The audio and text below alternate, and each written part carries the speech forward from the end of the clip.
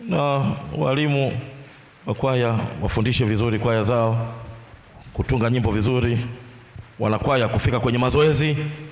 Maana nafahamu wanakwaya ambao hawafiki kwenye mazoezi, anafika Jumapili tu kuimba. Fika tu Jumapili tu.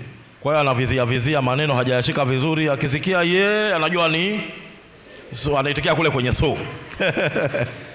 Mu anajua ni, na kuna wakati tunataka kuimba mua labda tunamiwa huko.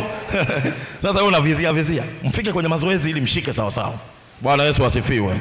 Tumieni nguvu zenu vizuri. Tusiwe watu wa maigizo tu vijana. Tusiwe watu wa maigizo.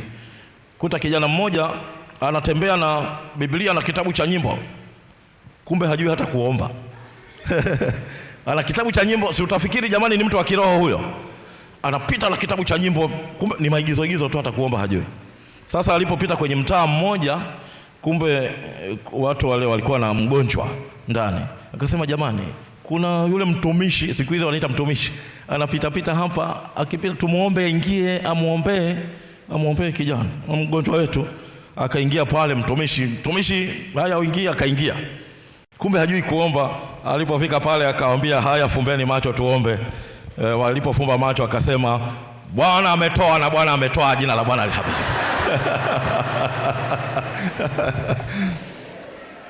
Hayo si maneno ya mwisho jamani kabisa. Mgonjwa aliposikia Bwana ametoa na Bwana ametoa, mgonjwa akaamka akakaa kwenye kitanda.